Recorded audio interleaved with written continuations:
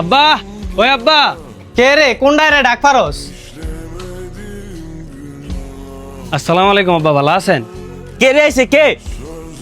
কিরে মেহেদি তুই? কিরে মেহেদি, তুই হঠাৎ করে দেশে আয় বললি? কিরে তানজিৎ, কিরে আলবি, ভালো আছিস তোরা? কিরে তোরে না কইলাম আমার আইফোন আনতে, তুই আনছস? আর আমার ডাকো, আমি যে ল্যাপটপ আনতে কইছিলাম আনছস? এই চুপ কর তোরা। কি রে, তুই যে বিদেশ তা পড়বি আমার লাগে একবার আলোচনা করছস? না আসলে আব্বা হয়েছে কি, এ রাগ তোর হইছে কি? তোর কথা পরে শুনতাছি। তুই যে হঠাৎ করে দেশ আয় পড়লি একবার আমার কইছস? তুই জানোস না তোর কত ঋণ? কে আব্বা, ঋণ তো থাকার কথা না। আমি তো বিদেশ যাওয়ার 1.5 বছরের মাথায় আপনার সব ঋণ ক্লিয়ার করে লাইছি। তারপরে 5 বছর 6 মাস যা খাইটা 60 লাখ টাকা পাঠাইলাম, হেটিয়াতে তো বাড়ি করার কথা। বাড়ি কি করতেছেন? আরে রাগ তোর বাড়ির কথা। তুই কইলি 1.5 বছর মাথা যায় তুই সব ঋণ ক্লিয়ার করে লাইছস, আবার বিলে 60 লাখ টিও ফাড়া লাইছস। আর এন্দাতে তোর 4 মাস কাম ছিল না, হ্যান যা টিয়াটি ফাড়াইছি সব বাংলাদেশে ঋণ করেই ফাড়াইছি। আচ্ছা আব্বা, আপনার একটা কথা জিজ্ঞাসা, কিছু মনে করেন না? কি কথা ক? আমার যে 4 মাস কামা ছিল না, আপনি বাংলাদেশের থেকে কয় লাখ টাকা পাঠাইছিলেন? কে তোর মনে নাই 4 লাখ টিয়া যে ফাড়াইছি? আর আব্বা, আপনার আমি 5 বছর 6 মাসে 60 লাখ টাকা পাঠাইছি। এই জায়গাতে 4 লাখ টাকা আপনি ঋণ দিল, তাই 56 লাখ টাকা। 56 লাখ টাকাতে আপনি কি করলেন?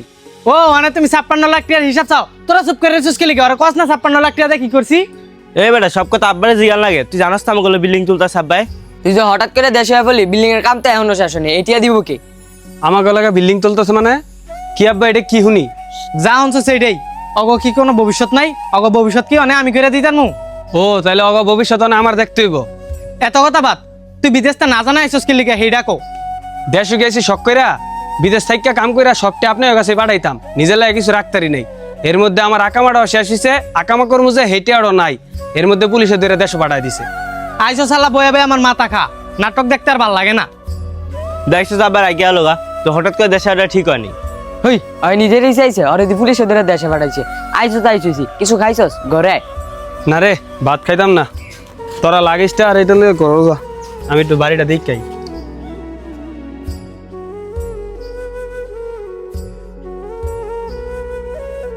কি মেহেদি ভাই, আপনার দেশে কবে এলেন?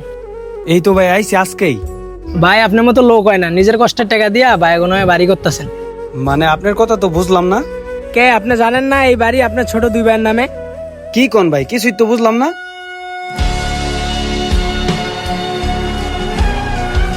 আব্বা, ওই আব্বা।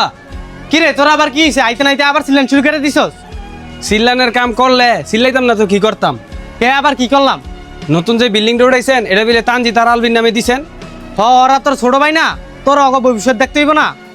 মানলাম, অগ ভবিষ্যৎ আমারই দেখতে হইব। আর আমার ছোট ভাই হেলেগে আমার কষ্টে জোড়া টেয়া দিয়া অগ নামে বাড়ি করবেন, আর আমি পথে থাকবো? কে তুই পথে থাকবি কি লিখে? এই পুরান বাড়ি আছে না তোর লিগা? না আব্বা, আপনি ভালোই করছেন। বিদেশ থেকে কষ্ট করলাম, আমি কষ্টর কষ্ট মনে করি নাই। শৈলের গাম শৈলে উকাইছি, খায়া না খায়া টেয়া বাড়াইছি। আর সেই টেয়াটা কি করলেন? ছোট দুই বেলার নামে বাড়িটা করলেন, আর আমি পাইলাম কি? হফাই মাত্র তোর ছোট দুই ভাইয়ের বাড়ির কামটা ধরছি। বাড়ির কামটা শেষ না হইতে তুই দেশ হয়ে পড়ছস। আর তুই অগ বাড়ির কাম ধরবো না তোর বাড়ির কাম ধরবো? তেমন কেরা দেশ না দেখিয়া বিদেশ যাইয়া হেন যাই টিয়া পয়সা পাঠাইস, তোর বাড়ি করে দিমুনে। হ ভাই তুই এইটাই কর, আর নাই তো বাড়ি কাম শেষ করতাম না, তুই আবার বিদেশ যাইগা। আবার যদি বিদেশ যাইতাম তাহলে আমি ওই দেশে আকামা রিনু করে থাকতে পারতাম। আমার পুলিশে ধরে দেশে পাঠাইতো না। বিদেশ থেকে কাম কইরা সবটাই বাংলাদেশে কাচ্চা পাঠাই দিতাম, নিজের কাছে কিছুই রাখতাম না। তবে সমস্যা নাই, বিদেশ যাইতে পারি আর না পারি, তোকে প্রতি মাসের খরচ 1 লাখ করে পাঠাই দিমু। আর তোর কি জানি আইফোন আর তোর ল্যাপটপ পাওয়া যাবে, সমস্যা নাই। যতদিন পর্যন্ত এই গাদায় আছে গাদার মতো খাটাইস।